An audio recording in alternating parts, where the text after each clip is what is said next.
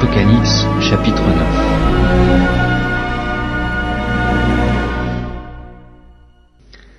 Le cinquième ange sonna de la trompette, et je vis une étoile qui était tombée du ciel sur la terre.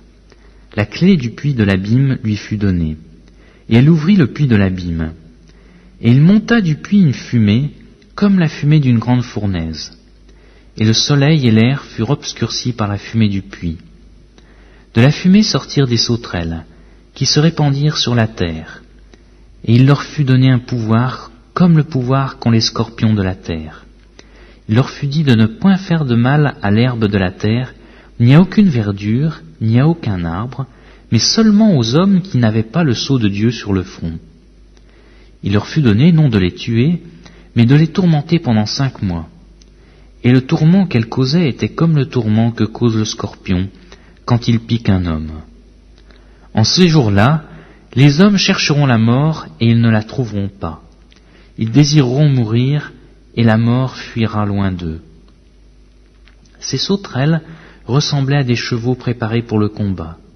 Il y avait sur leur tête comme des couronnes semblables à de l'or, et leurs visages étaient comme des visages d'hommes. Elles avaient des cheveux comme des cheveux de femmes, et leurs dents étaient comme des dents de lion. Elles avaient des cuirasses comme des cuirasses de fer, et le bruit de leurs ailes était comme un bruit de char à plusieurs chevaux qui courent au combat. Elles avaient des queues semblables à des scorpions, et des aiguillons, et c'est dans leur queue qu'était le pouvoir de faire du mal aux hommes pendant 5 mois. Elles avaient sur elles comme roi l'ange de l'abîme, nommé en hébreu Abaddon, et en grec Apollyon. Le premier malheur est passé. Voici, il vient encore 2 malheurs après cela.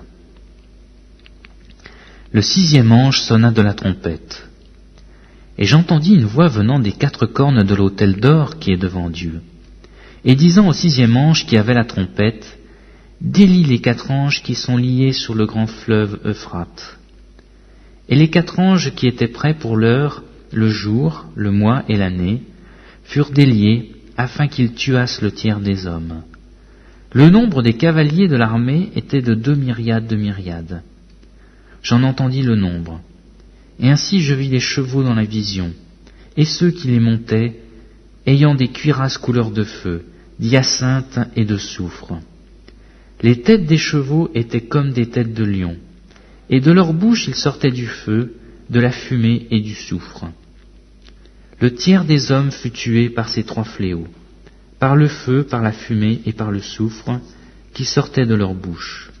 Car le pouvoir des chevaux était dans leur bouche et dans leur queue. Leur queue était semblable à des serpents, ayant des têtes, et c'est avec elles qu'ils faisaient du mal. Les autres hommes, qui ne furent pas tués par ces fléaux, ne se repentirent pas des œuvres de leurs mains, de manière à ne point adorer les démons, et les idoles d'or, d'argent, d'airain, de pierre et de bois, qui ne peuvent ni voir, ni entendre, ni marcher. Et ils ne se repentirent pas de leurs meurtres, ni de leurs enchantements, ni de leur impudicité, ni de leur vol.